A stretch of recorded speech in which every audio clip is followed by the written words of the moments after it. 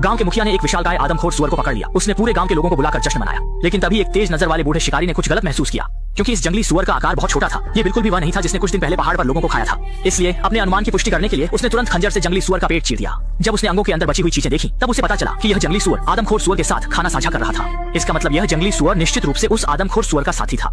यह सोचकर बूढ़ा शिकारी तुरंत महसूस करने लगा कि बड़ी मुसीबत आने वाली है। अब जब आदमखोर सुअर का साथी इंसानों के हाथों मारा गया था, वह विशालकाय सुअर निश्चित रूप से बदला लेगा। वास्तव में जब रात हुई तो गांव के मुखिया ने उनकी समस्या का समाधान करने के लिए जश्न मनाने हेतु इस जंगली मादा सुअर को क्रिस्पी रोस्टेड बना दिया और सभी ग्रामीणों को बुलाकर इसे खाने के लिए आमंत्रित किया। लेकिन उन्हें यह नहीं पता था कि एक भयानक आपदा धीरे धीरे उनके पास आ रही थी। जैसे ही ग्रामीण उत्साहपूर्वक गाना और नाचना शुरू किया, मेज पर रखे दूध ने अचानक हिलना शुरू कर दिया और जमीन पर बैठे कुत्ते ने भी जैसे किसी बड़ी चुनौती का सामना कर रहा था। अगले ही पल लोहे के दरवाजे पर जोरदार धक्का हुआ। खतरा महसूस होते ही सुरक्षा प्रमुख ने तुरंत गोली चलाकर सबको सतर्क कर दिया। बाहर आदमखोर सुअर की भयंकर चीख सुनकर ग्रामीणों में अफरा तफरी मच गई। कुछ बहादुर ग्रामीणों ने तुरंत लोहे के दरवाजे पर सामान रखकर उसे रोकने की कोशिश की, इस डर से कि वह शैतान जैसा आदमखोर सुअर अंदर न घुस जाए। लेकिन इससे पहले कि लोग राहत की सांस ले सकें, अगले ही पल आदमखोर सुअर ने दीवार को तोड़कर घर में घुस गया। इस डर से कप्तान ने तुरंत कई गोलियां चला दी, लेकिन इस कार्यवाही ने आदमखोर सुअर को पूरी तरह गुस्सा दिला दिया। उसकी भयानक चीखों के बीच छत पर लगे सारे बल्ब टूट गए। फिर आदमखोर सुअर जैसे एक विशाल टैंक की तरह ग्रामीणों के बीच तेजी से टकरा गया। जहाँ भी उसने कदम रखा, वहाँ हर जगह चीजें उलट पुलट हो गई। कुछ ही समय में पूरे मंदिर में लाशें बिखरी पड़ी थी। यहाँ तक कि अधिकारी भी डर के मारे बुरी तरह कांप गए। इस जानवर को रोकने के लिए कप्तान ने फिर से बंदूक उठाई और गोली चलाई, लेकिन इस आदमखोर सुअर की त्वचा मोटी थी और गोली उसके शरीर से टकराकर तुरंत पलट गई। इस विशालकाय जानवर को अपनी ओर बढ़ते देख कप्तान भी डर के मारे अपनी पैंट गीली कर बैठा। जब उसे लगा कि अब उसकी मौत तय है, तभी आदमखोर सुअर ने उसकी बेबस हालत देखकर उस पर रहम कर दिया और उसे छोड़ दिया। आदमखोर सुअर के जाने के बाद बचे हुए लोगों ने घायल व्यक्तियों को बचाने की हिम्मत जुटाई। तभी बूढ़ा शिकारी भी मौके पर पहुंचा। उसने कप्तान को चेतावनी दी कि हर चीज की अपनी आत्मा होती है और उन्होंने आदमखोर सुअर के साथी को भुने हुए सुअर में बदल दिया, जिससे आदमखोर सुअर का गुस्सा होना स्वाभाविक है। और उसने कहा कि वह जानवर कभी भी शांत नहीं होगा। कुछ ही दिनों में वह फिर से वापस आएगा और सभी ग्रामीणों को एक एक कर मार डालेगा। दुर्घटना की पुनरावृत्ति से बचने के लिए बूढ़े शिकारी ने पहले ही सुअर को मारने का फैसला किया। उसने तुरंत अपनी छुपाई हुई बंदूक निकाली और एक शिकार टीम बनाई। गहरे पहाड़ों में जाकर आदमखोर सुअर की खोज करने लगा। उसे पूरी तरह खत्म करने की योजना बनाई। लंबी यात्रा के बाद उन्होंने जल्दी ही जमीन पर आदमखोर सुअर के पैरों के निशान देखे।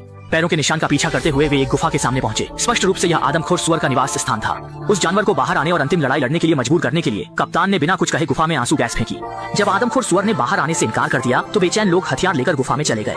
जैसे ही वे गुफा में गहराई से गए, उन्होंने पाया कि आदमखोर सुअर वहाँ नहीं था, लेकिन वहाँ जमीन पर कुछ आदमखोर सुअर के बच्चे थे। इन छोटे सुअर के बच्चों के बड़े होकर लोगों को नुकसान पहुंचाने से रोकने के लिए कप्तान ने बिना कुछ कहे एक को खंजर से मार डाला।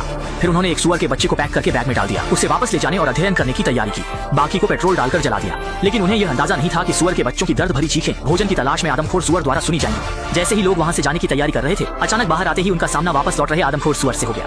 अपनी भूमि में घुसपैठियों का सामना करते हुए गुस्से में आदमखोर सुअर तुरंत टकरा गया। इस डर से शिकारी तुरंत भाग खड़े हुए, लेकिन निर्दयी आदमखोर सुअर उन्हें आसानी से कैसे छोड़ सकता था। उसका इरादा इन सभी शिकारी को पूरी तरह खत्म करने का था।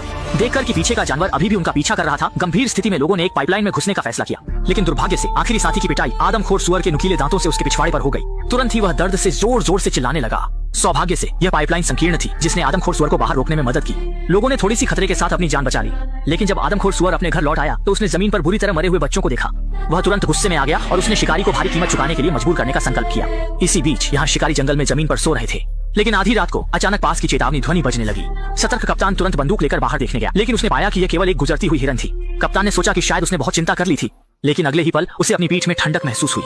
तभी उसने डर के मारे देखा कि आदमखोर सुअर बिना कोई आवाज किए उसके पीछे आ गया था। मजबूर होकर उसने खंजर निकाला और आदमखोर सुअर के साथ जीवन मृत्यु का मुकाबला किया। जल्द ही यह हलचल अन्य साथियों को भी आकर्षित कर लाई।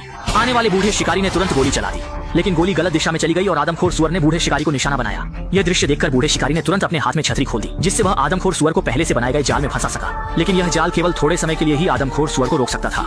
इस अवसर का फायदा उठाकर लोग जल्दी से एक योजना बनाने लगे। उन्होंने दो समूहों में बंटने का फैसला किया। एक समूह पहाड़ से उतरकर मदद की तलाश करेगा और बाकी लोग सुअर के बच्चे को लेकर आदमखोर सुअर की आक्रमण को आकर्षित करेंगे।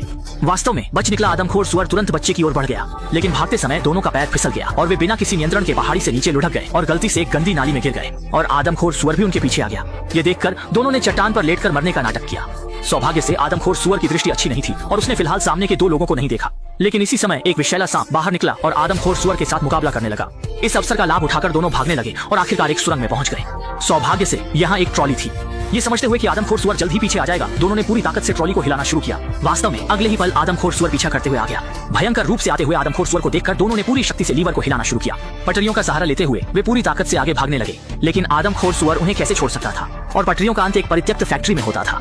आदमखोर सुअर भी पीछे पीछे अंदर आ गया। यह देखकर दोनों ने तुरंत एक कोने में छिपकर कोई आवाज नहीं करने का फैसला किया, डर से कि आदमखोर सुअर उन्हें न देख ले। लेकिन इसी समय शाओमी के बैग में रखा सुअर का बच्चा गलत वक्त पर आवाज करने लगा। अगले ही पल आदमखोर सुअर की ध्यान खींची और वह अपने नुकीले दांत दिखाकर उनकी ओर बढ़ गया। सौभाग्य से दोनों ने तुरंत खुद को बचा लिया।